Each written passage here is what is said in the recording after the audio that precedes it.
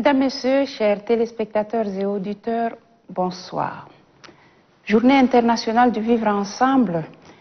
L'événement est célébré un peu partout le 16 mai de chaque année. Au Tchad, pour l'édition 2021, c'est le 19 mai qu'elle a été célébrée. L'événement a été couplé au lancement de la semaine de lutte contre les violences armées. Et c'est à l'initiative de la coalition des femmes tchadiennes médiatrices pour la paix durable. Pour l'invité de la semaine, nous recevons sur ce plateau Madame Neylar Clarisse, porte-parole de la dite organisation.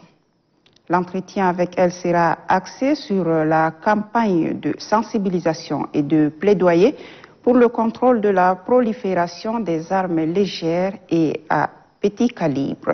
Les activités de l'organisation qu'elle représente ici seront également au menu de l'entretien. Comme à l'accoutumée, l'entretien sera mené par Souleymane Diabo et moi-même, Hinda Ahmed Chérif. Madame, bonsoir et merci d'avoir répondu à notre invitation. Bonsoir, c'est à nous de vous remercier pour l'invitation.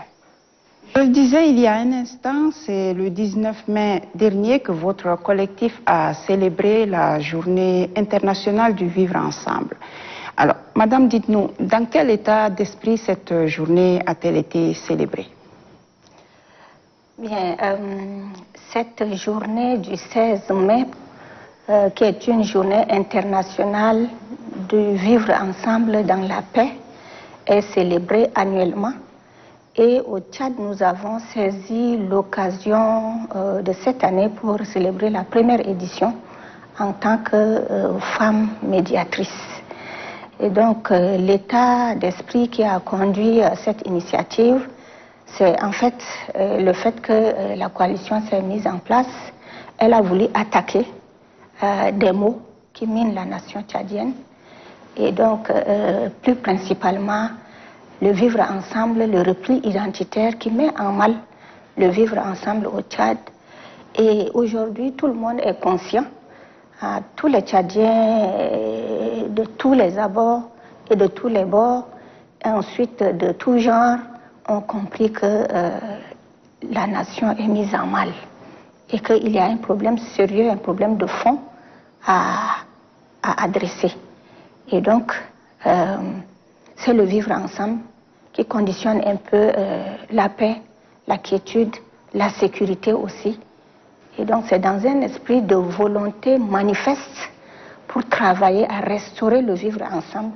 C'est dans un esprit de détermination que nous, en tant que femmes, nous nous sommes engagés dans cette initiative en voulant mobiliser les autres forces vives à réfléchir à ce niveau.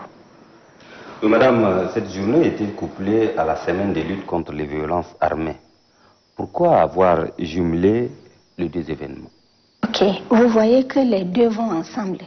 Le vivre ensemble, ça conditionne la confiance, la sécurité, la paix, le dialogue et aussi des ambitions communes. Mais dès lors qu'on a par exemple un problème avec le vivre ensemble, c'est aussi les questions d'insécurité qui surgissent. Et au Tchad aujourd'hui, nos petits problèmes, nos querelles sont beaucoup plus renforcés par la prolifération des armes légères, les petites armes qui sont détenues par n'importe qui, sans autorisation, sans pouvoir être véritablement contrôlées. Ça rompt un peu le pouvoir les rapports de force entre une partie de la communauté et une partie qui détient les armes. Donc ça fait que celle qui détient les armes a une partie prise sur l'autre. Et donc ça effrite un peu la sécurité, mais aussi le vivre ensemble parce qu'il y a des inquiétudes. Et donc les gens font un repli identitaire en se disant qu'avec tel je ne suis pas en sécurité, avec tel autre je ne suis pas en sécurité parce que lui au moins il détient des armes ou bien il détient une arme et qu'à tout moment il peut me faire du mal.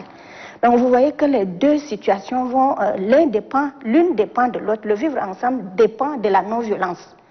Mais s'il y a des actes de violence et de violence armée, vraiment ça entache le vivre ensemble. Donc nous avons trouvé que d'abord la semaine de lutte contre les violences armées, c'est du 31 mai au 4 juin, toutes les années que c'est célébré depuis 2003. et la journée internationale du vivre ensemble, c'est le 16 mai. Donc c'est dans le même mois à peu près. Donc nous avons jugé utile en tant que médiatrice, puisque les deux problèmes nous concernent.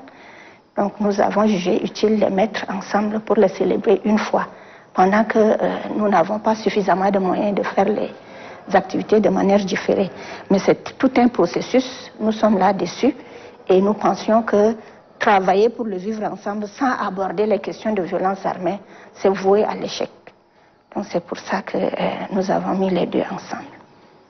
Le vivre ensemble, vous l'avez dit, madame, et la violence sont deux situations dont l'une découle de l'autre. Quel est actuellement l'état des lieux de la situation de la lutte contre les violences armées au Tchad? Par le passé, le gouvernement du Tchad s'est investi à prendre des engagements pour lutter contre la prolifération des armes légères. Et donc, dans le cadre, par exemple, de la Convention de Kampala, il a été fait des recommandations, formulées des recommandations aux États signataires pour prendre des engagements pour le désarmement, par exemple, la réinsertion.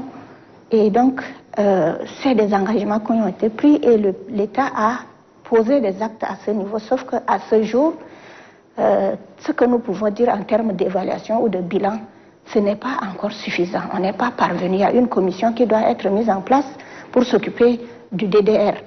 Mais jusque-là, ce n'est pas encore fait. La commission des actes ont été pris pour mettre en place la commission, mais elle n'est pas du tout opérationnelle pour que le désarmement ou bien la prolifération ou le contrôle de la prolifération des armes légères et à petit calibre soit effectif sur l'étendue du territoire. Là où nous sommes, nous ne pouvons pas garantir que, et même chez moi, il n'y a pas une arme qui circule, je ne peux pas garantir. Donc c'est un peu ça, les limites qu'il y a aujourd'hui, si nous pouvons le dire ainsi, c'est que nous encourageons le pouvoir public à aller plus loin parce que c'est de sa responsabilité. Et cet espace que nous nous offrons, c'est aussi un espace, comme vous l'avez si bien dit, de plaidoyer pour encore ressusciter les engagements qui attendent et susciter aussi beaucoup plus d'intérêt au niveau du gouvernement et au niveau du pouvoir régalien d'aller jusqu'au bout de ces engagements. Ce sera de la sécurité, ça ira de la sécurité, de la quiétude et aussi de la confiance de la population. Donc c'est pour cette raison que nous trouvons que l'un des objectifs de cette semaine, c'est de mener des actions de plaidoyer pour relancer les engagements du gouvernement. Oui, madame, parlant de votre coalition, pouvez-vous nous rappeler brièvement la genèse de cette organisation? C'est une lutte qui a démarré depuis l'adoption de la résolution 1325 du Conseil de sécurité des Nations Unies qui dit qu'il faut impliquer les femmes dans tout processus de prévention et gestion de conflits, en mettant l'accent sur leur participation, la prévention des actes de violence, la sanction des actes de violence et le partenariat. C'est-à-dire qu'il faut créer des partenariats aux structures des femmes pour pouvoir renforcer leur capacité d'être en mesure de participer efficacement au processus de prévention et consolidation de la paix. C'est un engagement pris par les Nations Unies. Dès lors, ça nous a donné à nous le pouvoir et l'engagement de nous mettre déjà au travail. Et le gouvernement ainsi que les autres partenaires nous ont soutenus à ça. Donc les premières réflexions qui ont démarré, c'est depuis 2010, avec un forum organisé par le ministère de l'Action sociale en son temps, appuyé par MINIRCAT et les autres agences des Nations Unies, qui nous ont offert l'espace de réfléchir sur les méthodes et les moyens que nous pouvons avoir pour participer en raison de la résolution 1325. Donc depuis lors, nous avons cheminé avec cette réflexion jusqu'à un certain niveau nous dire que quand même il y a des problèmes au Tchad. Donc on avait pressenti des difficultés déjà dès le début de l'année. Quand le processus électoral a commencé à se mettre en place, on a eu qu'il y avait beaucoup de divergences de points de vue. Et il peut y avoir des risques de dérapage. Et donc nous avons commencé à réfléchir. Et voilà, on s'est concerté en tant que plateforme, plusieurs plateformes. Et ensuite, en tout cas, l'élément déclencheur, c'était un appel lancé par les organisations des femmes venant de 17 provinces du Tchad sur les 23. Le 13 mars Donc quand elles ont tenu leur assemblée générale, elles ont lancé un appel à toutes les forces vives pour dire que, attention, nous vous appelons à l'apaisement, mais aussi nous vous offrons nos bons offices en tant que mère, en tant que femme, pour vous aider à mieux gérer les difficultés, les problèmes, les conflits qu'il y a. Donc, à ce niveau, on a fait un bond vers l'espace de gestion des conflits sociopolitiques. De tous les temps, on était dans la gestion de nos conflits familiaux, communautaires et autres, mais avec cet engagement déjà, on a dit on va sortir de ce carcan pour aller plus loin. Donc aider les gouvernants, aider toutes les forces vives, aider tous ceux qui veulent contribuer à la vie de la nation à faire de la manière la plus paisible, de la manière la plus pacifique, tenant compte de l'intérêt général. Donc c'est comme ça qu'après on a ouvert la discussion et 10 plateformes des organisations, dont 3 sont de nature internationale. Il y a par exemple le REFELA, qui est le réseau des femmes élus locaux, section du Tchad, parce qu'elles sont au niveau continental. Il y a l'Union internationale des femmes musulmanes aussi, qui est internationale, sa section du Tchad. Il y a aussi le REFAMT, qui est le réseau des femmes ministres et parlementaires, qui est aussi, c'est la branche seulement au Tchad. Donc vous voyez, c'est vraiment une initiative d'importance capitale. Aujourd'hui, nous sommes à 10 plateformes. Il y a l'AFUP, qui est Association des femmes unies pour le Tchad. Il y a l'UFEP, qui est l'Union des femmes pour la paix. Il y a l'OFSE, qui est l'Organisation des femmes de l'Église de l'Entente. Il y a la cellule féminine des femmes du CESAI, le Conseil supérieur des affaires islamiques. Il y a l'UFCCT, Union des femmes chrétiennes catholiques. Il y a la CELIAF, cellule de liaison des associations féminines. Et il y a aussi l'UAFAT, qui est l'Union des associations arabophones du Tchad. J'espère que je n'ai pas oublié un réseau.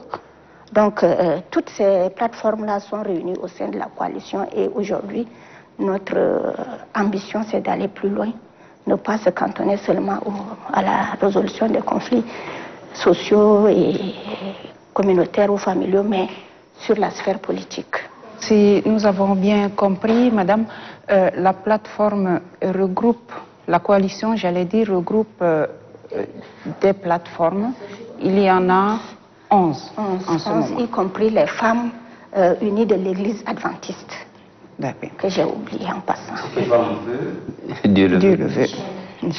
Hein? À cœur de femme, rien n'est impossible. Inch'Allah. Alors, pour revenir à notre entretien, au lancement des activités, le ministre d'État chargé de la réconciliation nationale a insisté sur l'apport des Tchadiens dans la consolidation du vivre ensemble. À votre avis, est-ce que les Tchadiens s'investissent concrètement dans ce chantier du vivre ensemble? Bien, je peux me tromper, mais c'est à titre personnel que j'ai fait cette analyse. J'ai observé, j'ai réfléchi et je me suis dit que de tous les débats que nous avons aujourd'hui, la question du vivre ensemble devient un souci pour tous les Tchadiens. Si tel n'était pas le cas, on ne serait pas en train d'en débattre. Et même le fait de créer, par exemple, un département qui s'occuperait de la réconciliation nationale, du dialogue inclusif, c'est vraiment déjà quelque chose qui marque cette volonté. Ah oui, mais à titre individuel ou communautaire. Et j'arrive, à titre individuel, par exemple, la création de cette plateforme est un indicateur. Vous allez entendre un peu partout les jeunes s'organiser, des religieux s'organiser, mais ça a démarré. Même les religieux ont fait un travail impeccable.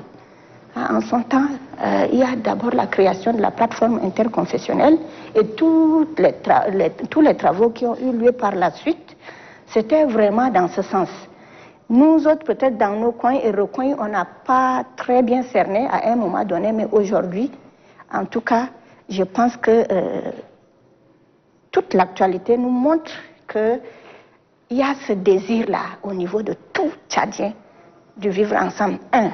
Le fait que quelqu'un dénonce, par exemple, une injustice, Nous savons tous que le vivre ensemble se repose sur la justice sociale, le pardon, la tolérance, n'est-ce pas? Alors, si quelqu'un dénonce une injustice sociale quelque part, déjà, c'est l'expression de son vœu de voir la situation se renverser, rétablir la justice et vivre ensemble. Moi, je pense que c'est ça. Si seulement les gens se taisaient et se recroquevillaient sur eux-mêmes, se radicalisaient, ça allait être là la difficulté. Mais si on exprime aujourd'hui qu'on n'est pas d'accord sur tel ou sur tel, c'est aussi la voie de la démocratie. Tant qu'on n'a pas ça, la démocratie s'écrase. C'est pour cette raison que, en faisant mon analyse, j'ai dit qu'aujourd'hui, le terrain est propice, le contexte est favorable et il y a des initiatives. Maintenant, c'est de se donner les méthodes et les approches à faire de ce dialogue-là un dialogue véritablement positif, fraternel et constructif. C'est là le challenge. Si on y arrive, je pense que le vivre ensemble est un vœu pour tous les Tchadiens et nous arriverons à le rétablir. Madame, votre organisation est très jeune. Comment compte-t-elle se projeter dans l'avenir? Et surtout, quelle ambition nourrit-elle? Ok. Pour ce qui concerne la jeunesse, c'est vrai. On peut toujours commencer quelque part avant d'aller. L'enfant naît et grandit progressivement. Après, il devient parent lui-même. Donc, c'est un peu ça le cheminement. Par la grâce de Dieu, je pense qu'avec toutes les énergies qui se mobilisent, l'intelligence collective qui se met en place, on pourrait y arriver. Maintenant, ces ambitions, c'est ce que je venais de dire, c'est de construire des compétences au sein des femmes pour qu'elles soient véritablement des médiatrices dans la sphère socio-politique, pas seulement au Tchad, même au-delà. Alors ça nous prendra du temps, c'est vrai. Parce que si vous voyez bien, on n'a jamais préparé la participation des femmes au processus de dialogue, au processus de négociation, dans tout ce qui est maintien de la paix, prévention et gestion des conflits. C'est le jour J, on envoie des invitations, elles viennent en salle. C'est pas ça que nous voulons maintenant. Nous voulons nous préparer à l'avance, que ces femmes puissent avoir des compétences et pouvoir faire des propositions à leur niveau qui soient indépendamment de toute autre proposition. Mais vous voyez, quand on regarde la femme, on sait qu'elle a un regard humain. Il faut qu'elle s'implique concrètement. Voilà. Elle a un regard humain et elle peut avoir des propositions plus humaines parce qu'au centre des discussions et d'un dialogue pour la paix, il n'y a que les valeurs humaines et il n'y a que la valeur de l'humanité. Si vous ne mettez pas ça au centre du débat, c'est que vous discutez vos intérêts et c'est un risque. Donc l'intérêt collectif doit primer et l'intérêt collectif c'est la vie des hommes. Les hommes avec grand H, c'est la population, c'est les communautés. Mais la femme, elle est à mesure de faire des propositions qui peuvent aider à tous les niveaux. Contrairement aux autres forces vives qu'on n'accuse pas, mais chacun a sa manière et ses méthodes de travail. Mais de par le monde, on a su que si les femmes sont impliquées dès le départ d'un processus, il y a plus forte chance de réussite. Donc notre ambition, c'est que les femmes au Tchad, on ait quand même un poignet de femmes qui se construisent dans la médiation pour servir au niveau national, au niveau sous-régional et même au niveau continental. Si les autres le font, pourquoi les Tchadiens ne pourraient pas le faire? Les Tchadiens sont aussi à mesure de le faire. C'est ça notre ambition et notre souhait. Oui, en fait, restons dans cette démarche. Concrètement, quelles sont les activités déjà réalisées, même si vous êtes encore jeune, on l'a dit, et les défis majeurs qui s'imposent aujourd'hui à la coalition? D'accord, quand nous avions commencé, de manière formelle, nous nous sommes entendus à mettre en place une charte d'engagement.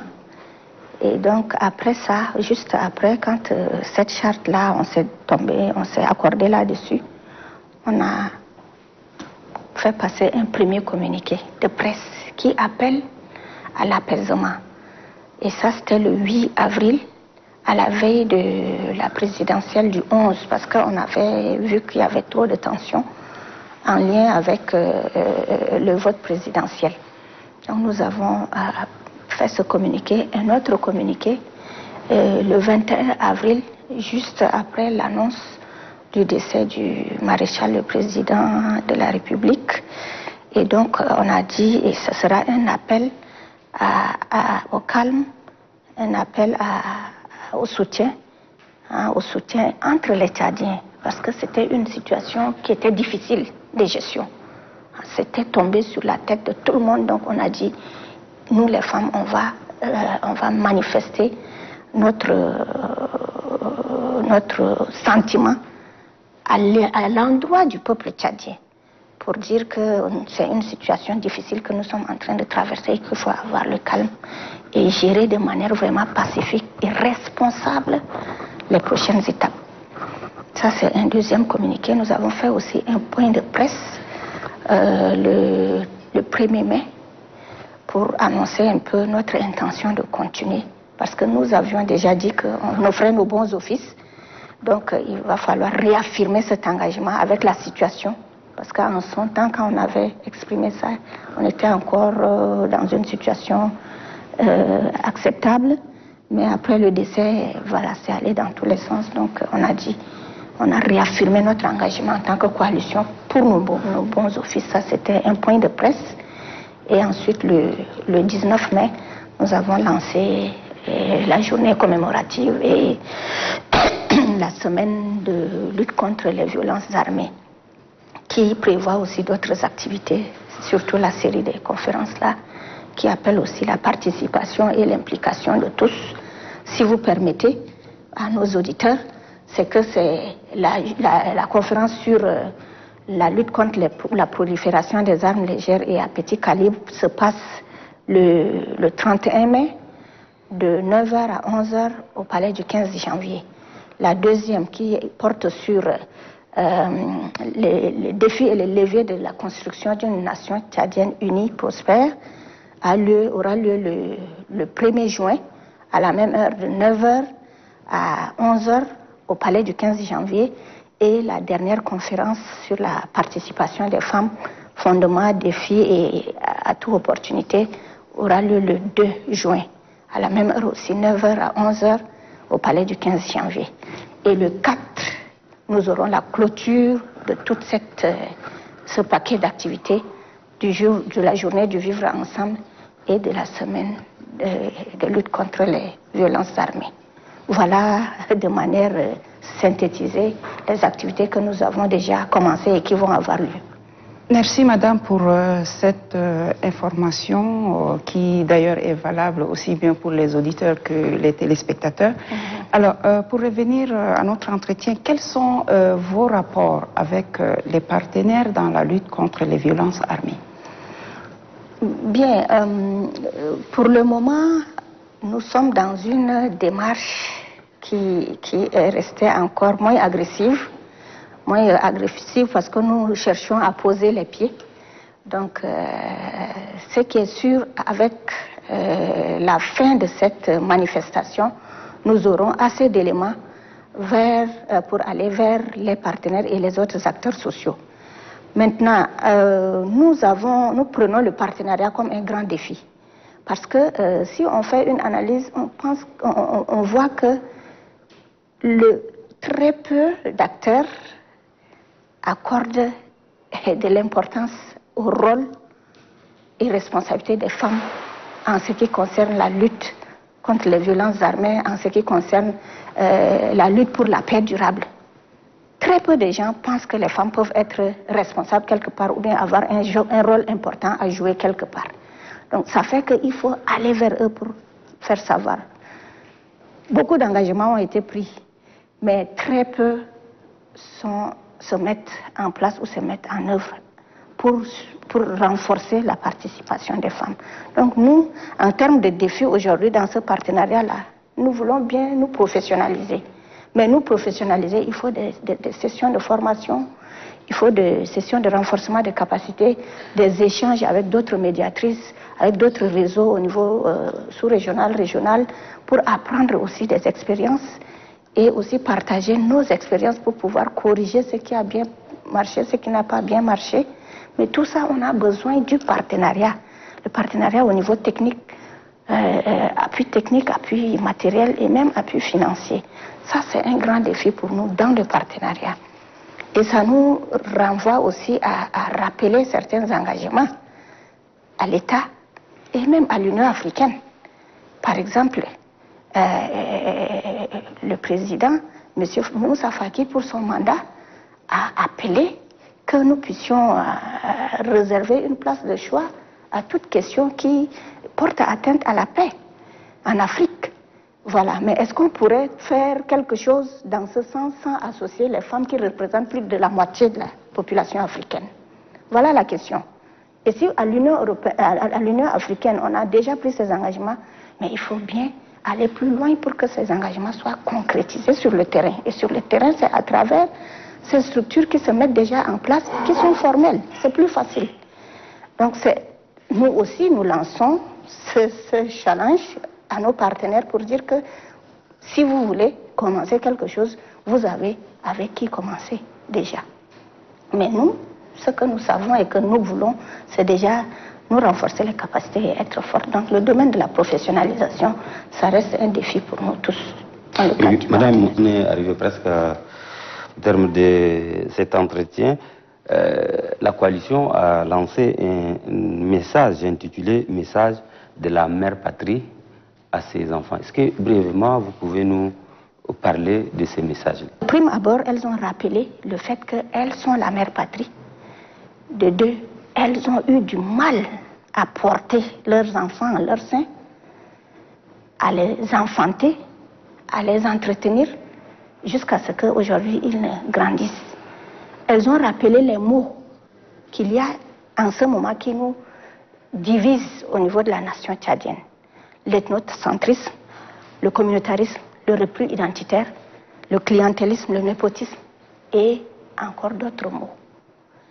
Ensuite, elles ont rappelé les atouts et les valeurs humaines sur lesquelles il est possible de construire un Tchad uni, où il est vraiment réel de vivre ensemble. Ça, elles ont parlé du pardon, elles ont parlé du respect mutuel, elles ont parlé de la patience et de la tolérance. Enfin, en mettant l'accent sur le dialogue véritablement fraternel. Il faut que les gens se regardent en tant que frères, leurs enfants se regardent en tant que frères, frères et sœurs, et parler franchement.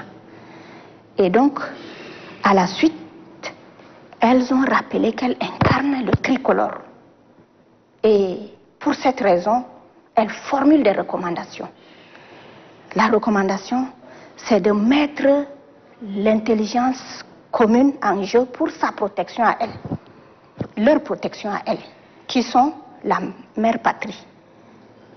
Donc, que les enfants mettent leur intelligence en commun pour protéger leur mère, qui est la mère patrie. Leur mère qui sont, elles, les femmes.